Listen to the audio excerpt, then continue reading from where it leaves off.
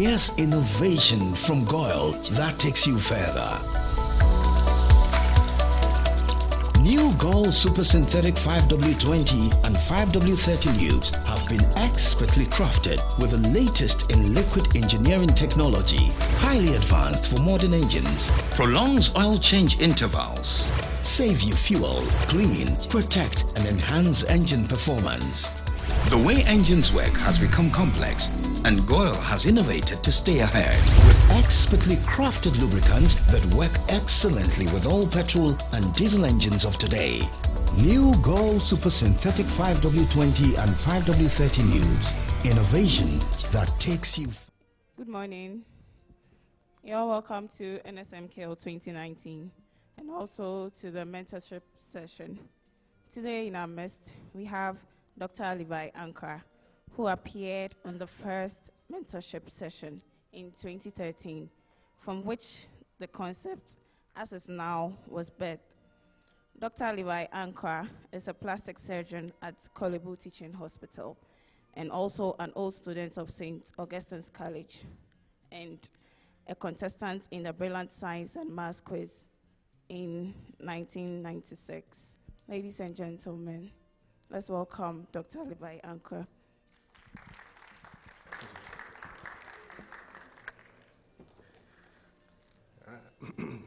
Good morning. As she said, my name is Dr. Levi Ankara, and I've never really done this before. I have not mentored anyone before, so I put a presentation together. It's not your usual thing, but I hope you can follow me and get with me. I've called it Doing What You Love.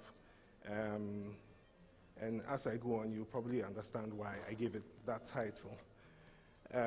So this is how I'm going to go through my presentation. Tell you a little about me, mostly my academic journey. I'll tell you about being a plastic surgeon and what we do, because there are lots of misconceptions about what plastic surgeons do. And then since it's supposed to be mentorship, I will do what mentors do, give some advice, which I've put in 4 parts. So, like I said, I'll tell you a little bit.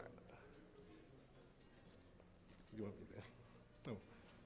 I'll tell you a little bit about me, and as you can see, that's me. So my full name is Levi Ankara.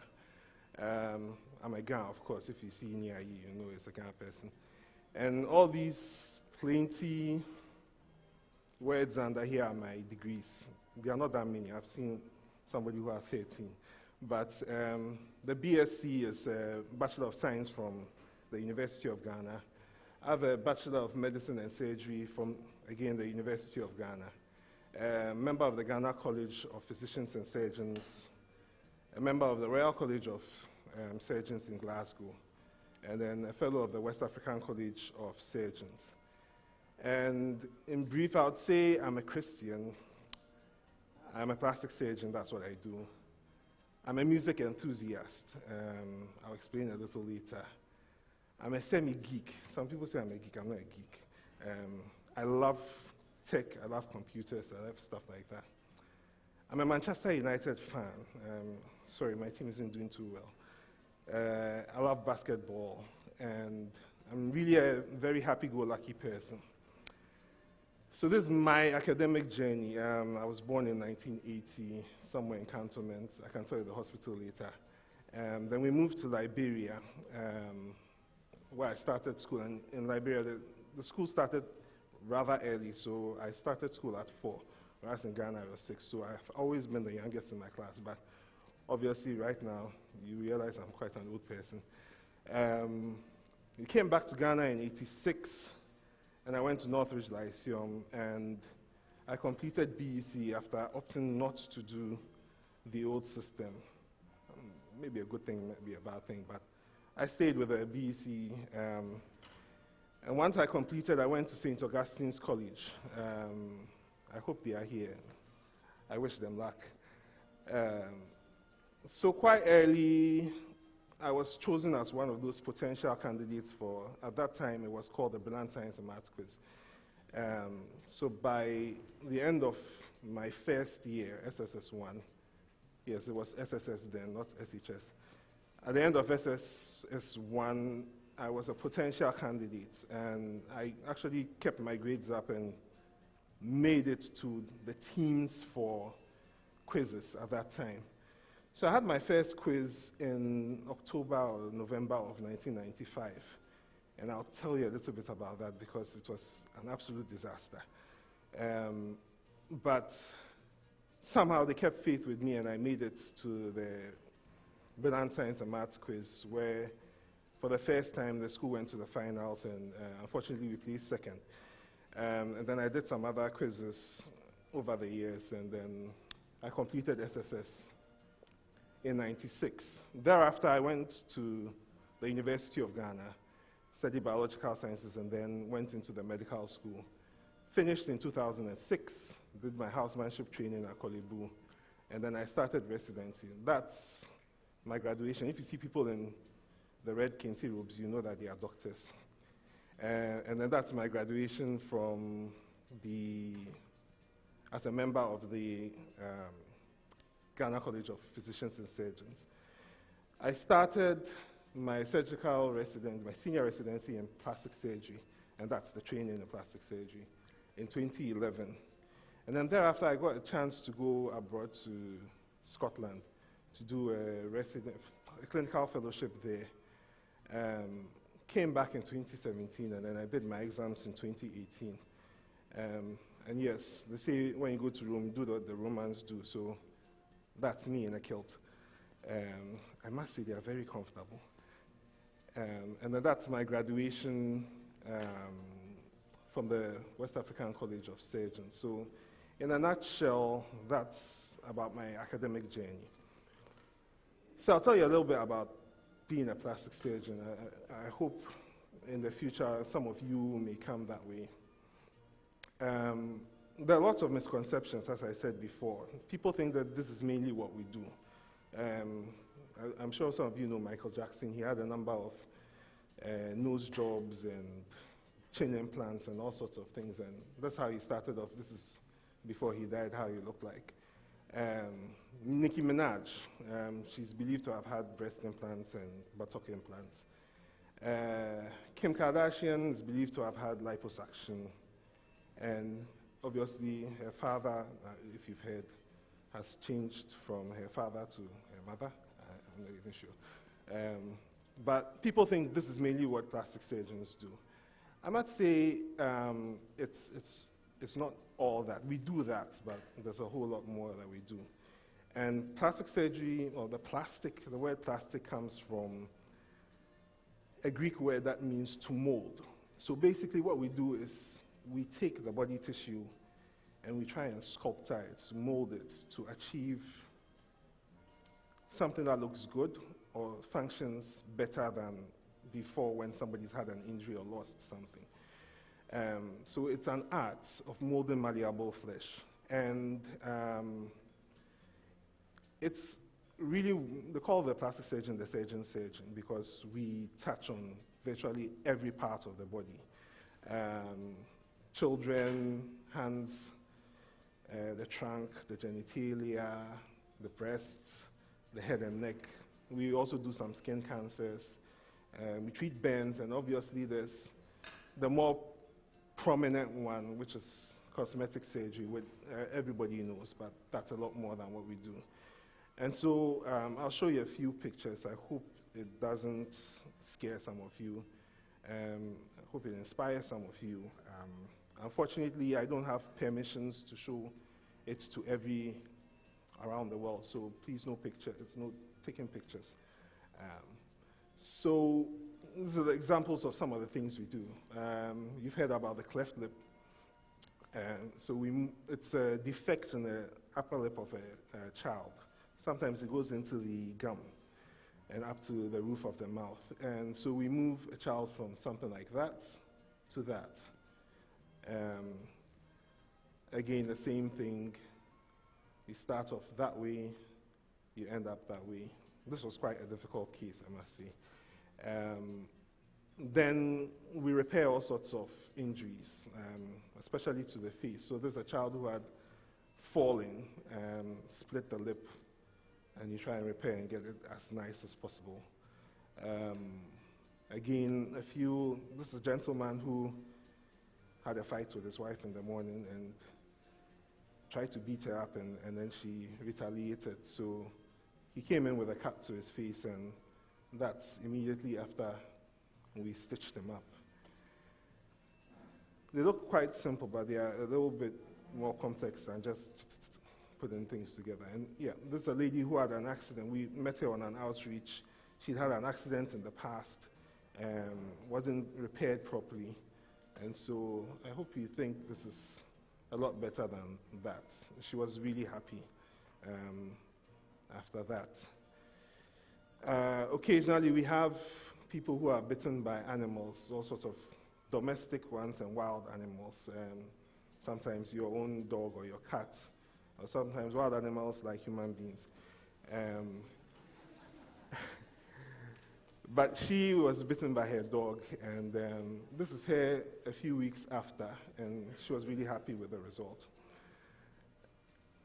Again, sometimes we see children with all sorts of birth defects. So that's a child who was born with 6 fingers, 2 thumbs. Trying to make them look normal, we take off the extra thumb and get it to that.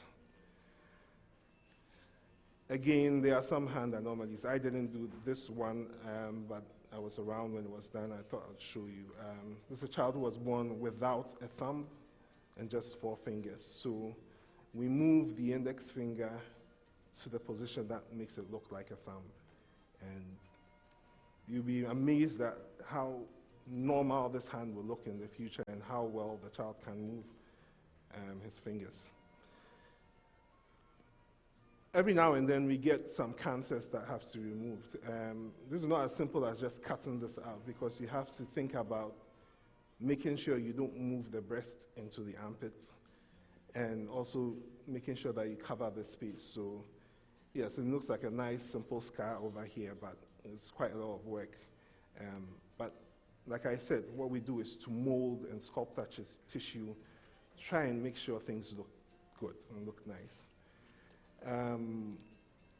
Then again, we have instances where this is quite complex, because we had to take this off the entire left half of the cheek and some parts of the upper eyelid, and then move some tissue from in front and behind the ear to cover the cheek.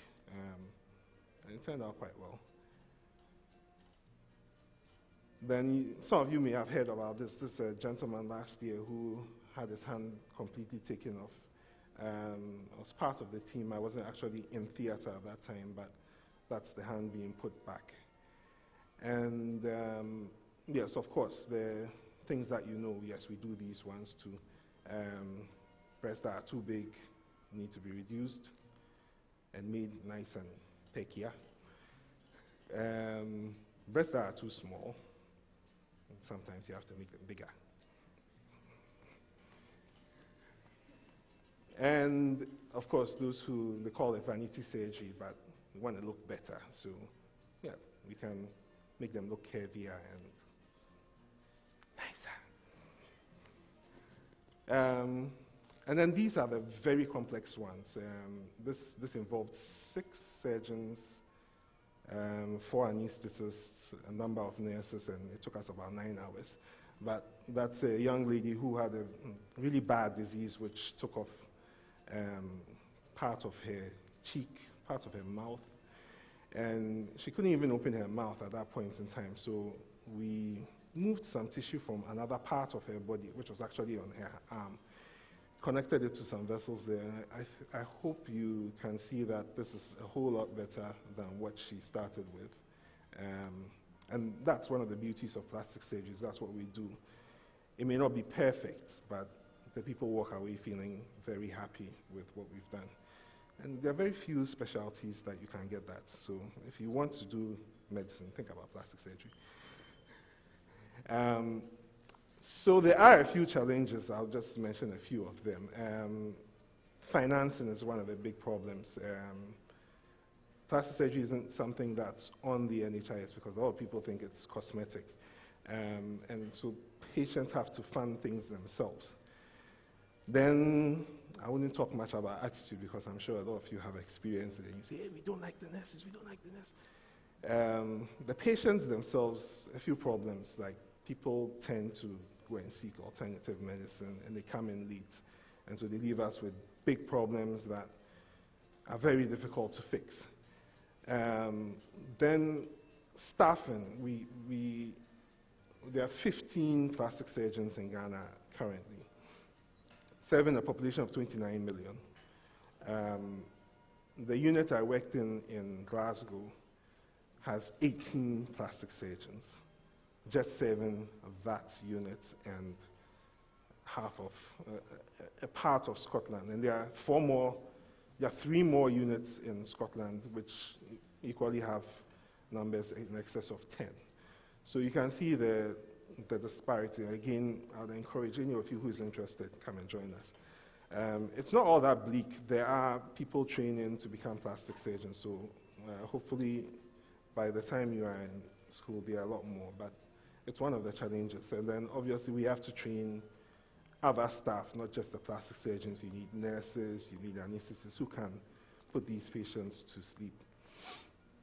So since it's a mentorship, I obviously have to advise. And so my first thing I said is about doing what you love. And I'll make this point. If you want to be happy, do what you love and you do it well. Once you move into the job market, you are going to be faced with lots of stress. The work itself is stressful. But you have to work because you have to eat. Man must eat. You need that money in your pocket. So what more or what better thing is to wake up in the morning excited that you're going to work because you're going to do something that you really love. And that way you can actually make an impact in what you do. I wake up every day knowing that I'm going to change somebody's life, and that's one of the things that gets me happy. But my second advice is concerning finding your path. Now, it's not as easy as, oh, this is what I want to do, and I'm going to do it. And finding that thing that makes you happy is not the easiest thing. And I'll use myself again as an example, because this is the journey through which I went. I wanted to be a pilot first. And then at some point in time, I wanted to be a musician. Not like Shatawadi or Stoneboy, but I wanted to do music because I loved music. At some point in time, I thought I really loved chemistry, so I wanted to be a biochemist. And then when I did medicine, my thoughts were I wanted to be a cardiothoracic surgeon. Somewhere along the line, I changed to thinking of being a neurosurgeon. I actually decided to do plastic surgery well after I had started my housemanship training. So it's not the easiest route to figure out what you want, but you shouldn't be afraid. You need to seek guidance and counseling. Never be afraid to ask somebody, this is what I think I should do. What do you see? What paths must you take to reach this goal? Explore different things, and I'll talk a little bit more about that. But especially don't rush. Don't think, oh no, I need to get a job, so I need to do this immediately. Take your time and find that path. So my next point is about never giving up. And the good book says, to everything there's a season, a time for every purpose under heaven. I skipped a few verses, and I just wanted to emphasize a time to break down, a time to build up, a time to weep, a time to laugh, a time to mourn, and a time to dance. And I've emphasized those things, and you realize that they talk about the bad times before they talk about the good times. There will always be some downs. And I'll use, again, myself as an example. My academic journey hasn't been completely smooth. There have been some really bad and trying times, and I'll mention a few. The first was in class 6, and that was the first time I heard the word complacency. Now, up till that point, I had been second in class, and there was another person who had always been first. And then she left to go and do the old system, so she left the country. So everybody knew that Nyai was going to be the first, and everybody was struggling to figure out who's going to be the second. And I think probably I was complacent at that time. I'm thinking, yeah, it's me. I ended up being 8th. Now, out of the class of 42, it's not so bad. But if you've been second and you should have been first and you go down to 8th, it's a big thing. And my parents really gave it to me that day. And it was the first time I actually heard the word complacency, and I learned a lot of lessons from that. Then, again, the first quiz I mentioned in 95, we balloted. I was 5th. I was the 5th person in line out of 8. And at the end of the quiz, I was 5th. They were taking the first 4 to the next session, and St. Augustine's College fielded the candidates. Everybody expected St. Augustine's to do well. And then the candidate is 5th. And no offense to any of the other schools, but there were some schools that were not expected to make it through who went past St. Augustine. So it was a big thing, and it was something that really got me down. But again, some people stuck faith in me, and then I made it to the Brilliant Science and Maths quiz, and I did well there. Again, in my medical schooling, there are some exams you do at the end of each rotation, and one of them I failed. And again, when it was announced that I had failed, everybody in the class turned and looked at me and were like, wow, because it was relatively unheard of that I will not make it. But then it's what you do after. So I worked hard, and surprisingly, I was actually quite surprised to find that I received the prize in child health, rather.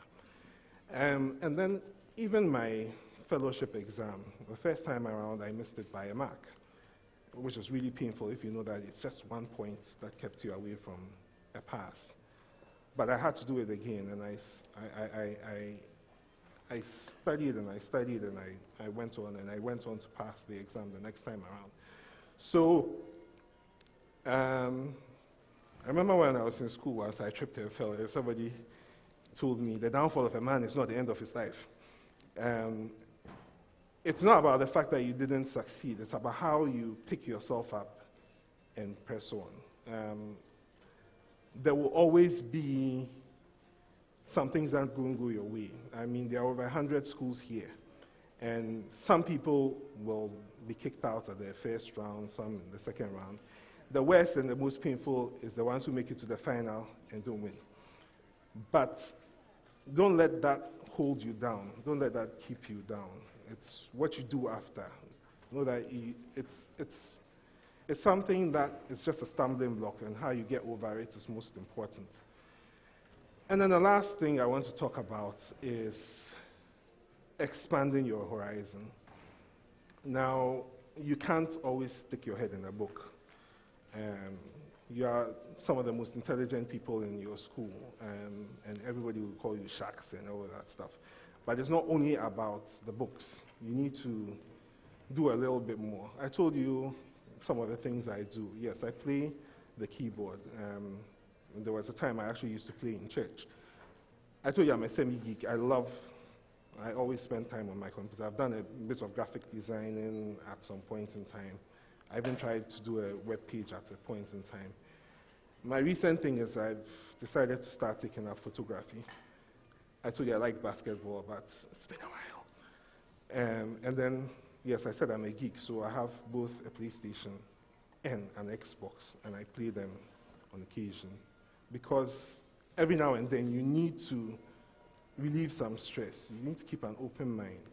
And it gives you something pleasurable to enjoy when you're not looking into your book. Travel, see the world, see Ghana. Not all these pictures are from outside the world. I have been to Booty Falls down there. That's somewhere in the Volta region. Really pretty places. I've been as far as Tues, Tamale, different parts of the country. But try and go around, try and see things, try and learn, expand your horizon. Make friends, very important. I wish I had a few pictures of the people I met at the Brilliant Science and Maths Quiz in '96. We are still friends, we are still in communication.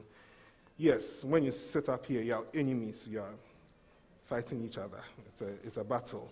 But thereafter, make some friends whilst you're here. Because those lifetime friendships, they do a lot. These guys over here, I've known them from primary school, and we are still in church. And this was a recent meeting that we met and had some lunch, and it's a good thing because you help each other out. And the last thing is have fun. Whatever you do, just have fun. Thank you. Thank you very much, Dr. Levi Ankara. The floor is open now for questions.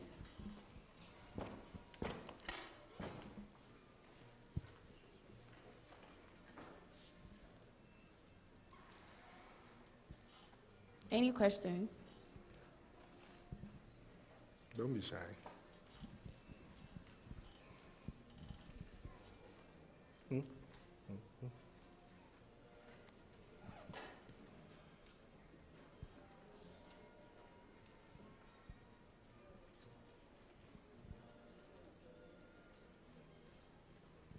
Question time, please.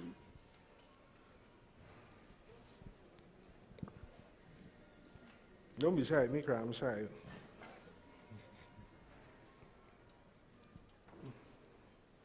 Or should I ask you questions? Yes, I think that will do. I'm just kidding.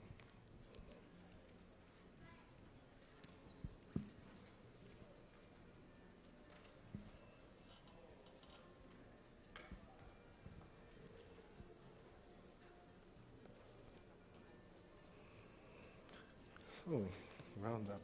Yeah, so like I said, later on in life, when you finish your university, you just try and find out what you love and do it as a job. Secondly, know that there will be some down time, or there will be some times that you'll be a bit disappointed. Don't let that hold you down. It's how you recover from it, which is the most important. Keep an open mind, expand your horizon, and then always have fun with what you do. I think we have a question for you at the Really? back there. Yes. Yeah. My name is Raymond from Mutsibuati. I want to know your drive. What pushed you to become a surgeon way back in school? Well, I think from a time when I was quite young, I used to want to know how things work. So when my toys broke down, I used to open them up to try and see what happens inside. And so when I got to medical school and I realized that you could cut open a person and see how things work, I was quite excited with that. I think that was sort of what played on my mind. I don't really like reading and sitting down for long periods and reading, and I found and I like doing things with my hands. So I found the specialties where you had to read a lot and keep a lot in your head, like internal medicine, pediatrics. They weren't things for me. I wanted something that I could actually use my hands to do, so that's how I chose surgery. And then I really didn't know which part of surgery I wanted to do. So when I discovered plastic surgery and the fact that it just dealt with the whole body, and that was a game changer for me. Okay, Doc. With regards to Michael Jackson, you know, he also had the surgery. Yeah. And you know, he became worse off than that. Do you think he also went home happy? Do I? Do you think he went home happy? Looking like that? Because, you know, he was far better off than Yes, well, I don't think he went home happy, but,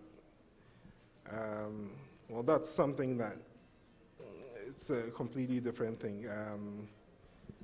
There are some people who need to be assessed. It's not as straightforward as you walk in and you get surgery. You need to be assessed. And one of the things is determining that person who may not be psychologically well.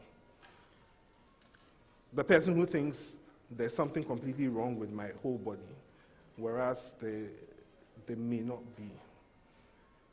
It's a complex thing. We take our time to assess patients before we do surgery on them, because you don't want that person who keeps coming back because I think this side is a little smaller than that side, so I want to take more of here, and then it becomes messy. I get that now. Okay. MD has a question. I have a question. Since people don't want to ask questions, what could go wrong in a surgery like that? Because if you take Michael Jackson, for example, I'm not talking about him coming back, but there have been times when people have done surgery and have looked worse, actually, than before. What could account for that? Well, like I said, showing you a before and after picture, it's not a very easy thing. That's why we go to school for such a long time, because there's a lot to read, there's a lot to learn. We try and make it sound simple when we are talking to everyone, but there's a lot of things can go wrong on the table, because it's like some story they told about a mechanic saying that, oh, what do you do? As a surgeon, I do the same thing. Unfortunately, it's a different thing. A patient is lying on the table. It's a person who is alive. And you are operating on the person, touching parts of the body which keep function going. So you need to know what you are doing. You need to understand where you are touching, what you are doing, what the potential problems are. And you also have to keep in mind that a patient is not just maybe a body part, not just the nose. There's a whole part to the patient. That's why we assess the patients before, make sure there's nothing that could potentially cause a problem whilst they're on the table. Occasionally, yes, we have lost patients whilst we're operating. It's very rare occasions, and there's always something underlying that happen. And usually it's an emergency surgery. Where the person came in with a problem that you needed to solve immediately. But for the most part, we do assess and make sure that we are not going to cause a problem whilst we are on the table.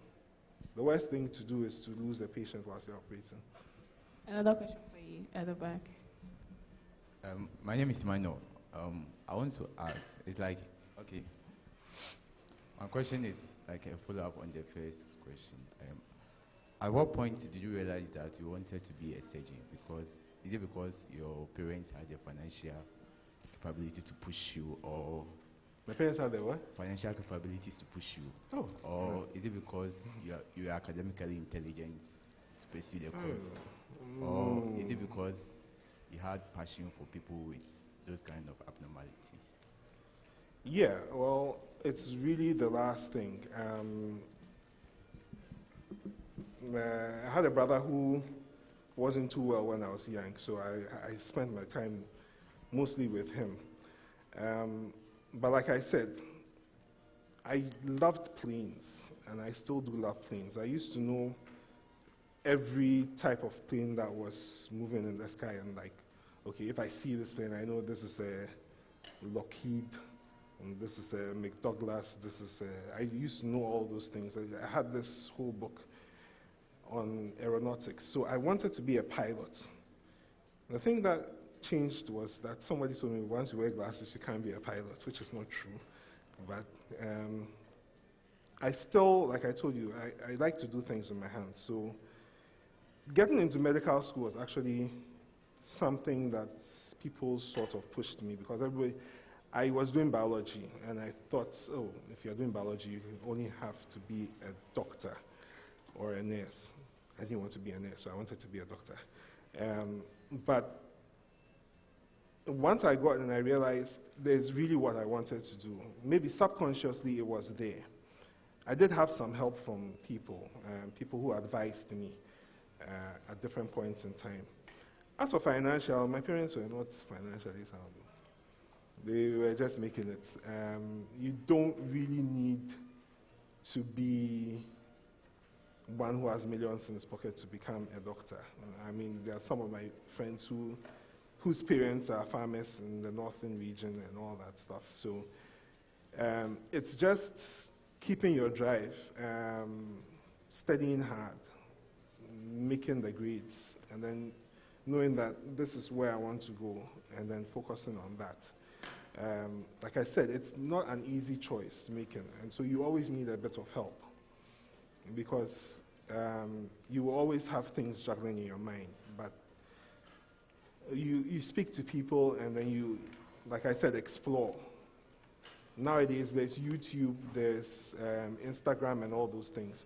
People just use it to watch videos, but I do a lot of YouTubing now because there's a lot I learned there. Even sometimes the surgeries I'm about to do, I go to YouTube and see what somebody else has done. So yeah, just keep an open mind. Our last question. Okay, considering that you're a Christian, how do you always feel when you're making, like, you're performing a surgery on someone, like small breasts make it like big? How do you always feel?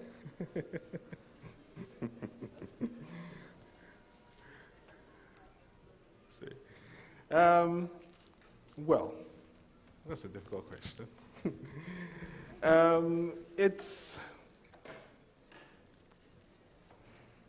I believe that God gives us certain skills.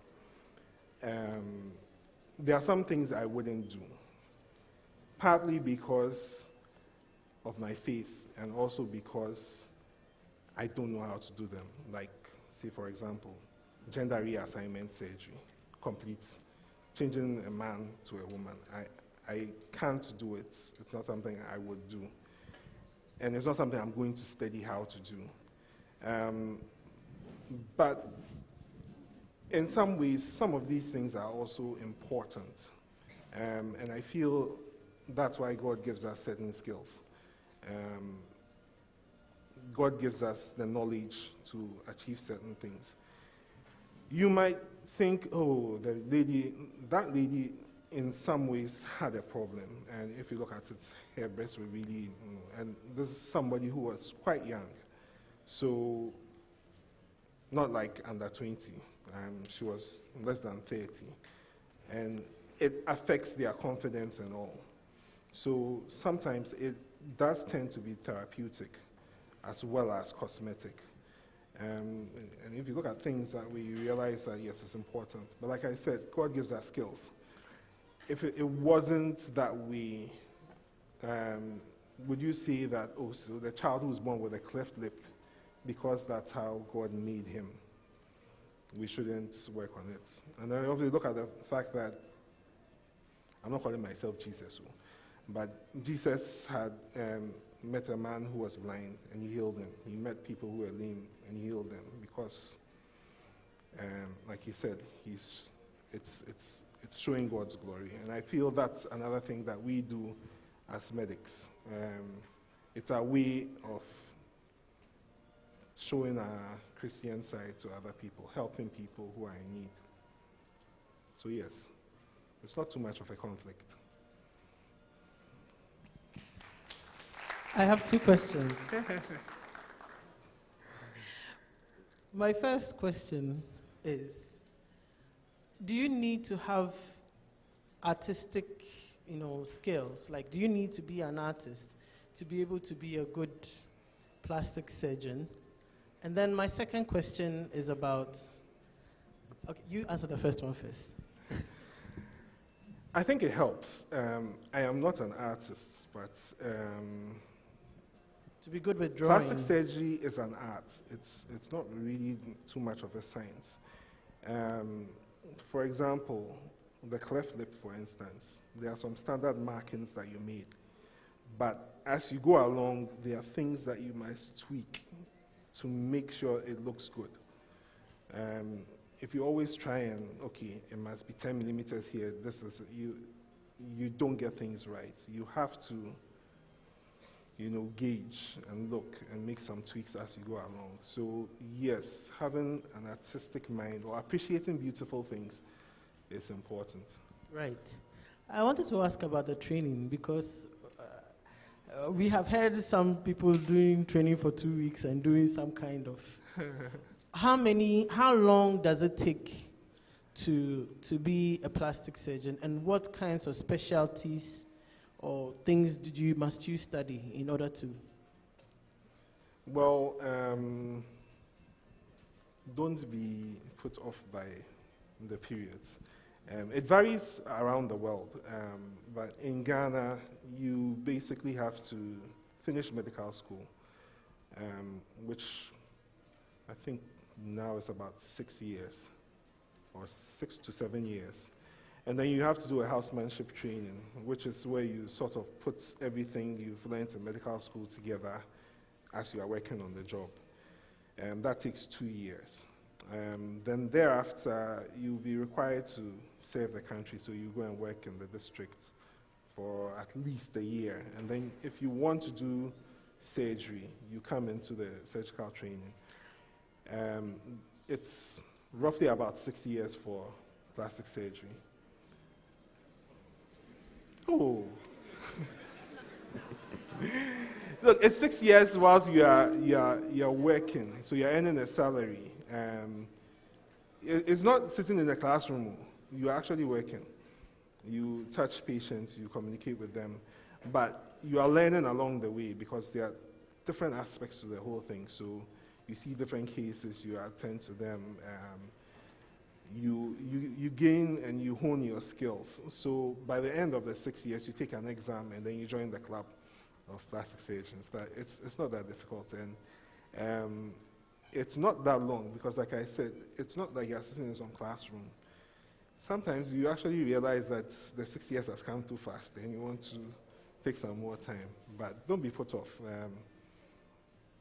By 35, you can be a plastic surgeon. Actually, by 32, you should be able to. Thank you. Thank you, Dr. Ankara. Now, I'm going to say something about the time because he's talked about it. When he mentioned how long it takes, in the different groups, I heard you murmuring. That time will come to pass whether you go to school or not. Mm-hmm. That time will come to pass. So long as you are alive, that time will come to pass. So why not spend it doing something worthwhile? Why not spend it doing something this wonderful? He spoke about even feeling good, that you've been able to affect somebody positively. The person walks away looking and feeling better than they did at the time they came to you. That time, if it's even 20 years, that 20 years will come to pass. So why not spend it doing something wonderful, something worthwhile, something this special? Don't you agree? Yes. And it's in bits and pieces. So you don't look at the global, hey, too many years. Look at what you will be achieving within that time. And look at how marketable you would be by the time you are done. Okay? Now, I wanted to say a special thank you to Dr. Levi Ankara for coming today. Please give him a hand. I'll explain why. When the Nsmq was relaunched in 2012, we didn't have a mentorship component. In 2013, Dr. Levi Ankara, I virtually dragged him around some stations. We went to Joy FM and Co. to publicize the Nsmq's relaunch.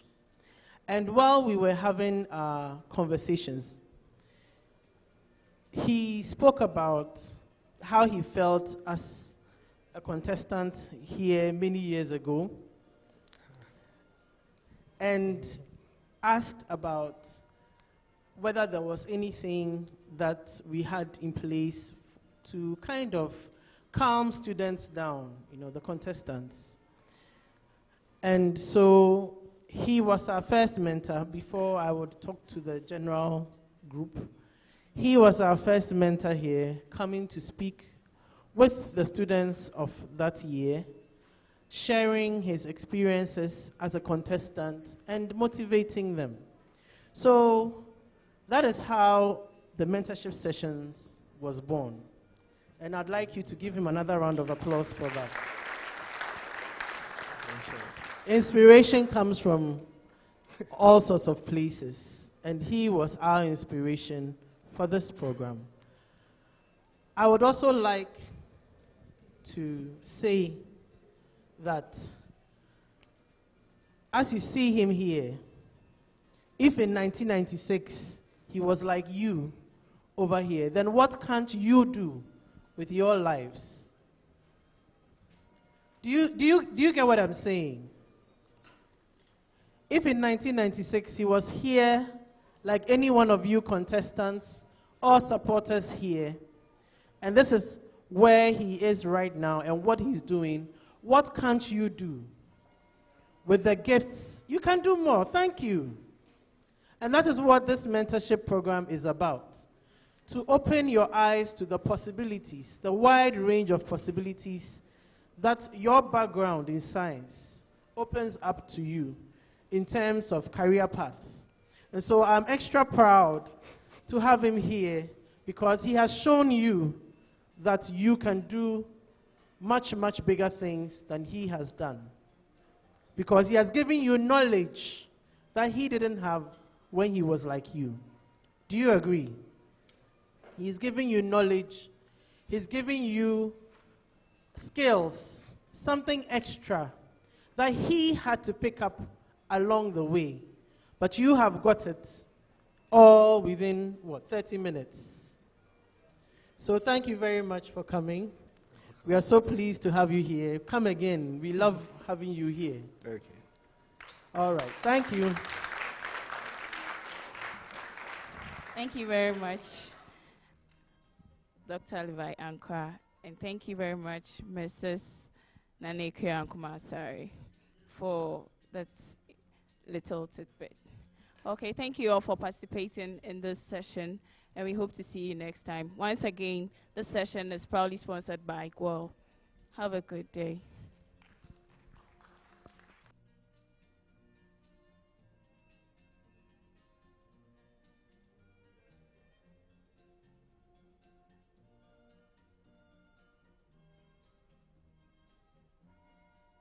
All right, those of you who registered for the tour this morning, the buses are outside. Here's innovation from GWEL that takes you further. New GWEL Super Synthetic 5W20 and 5W30 lubes have been expertly crafted with the latest in liquid engineering technology, highly advanced for modern engines, prolongs oil change intervals, save you fuel, clean, protect and enhance engine performance.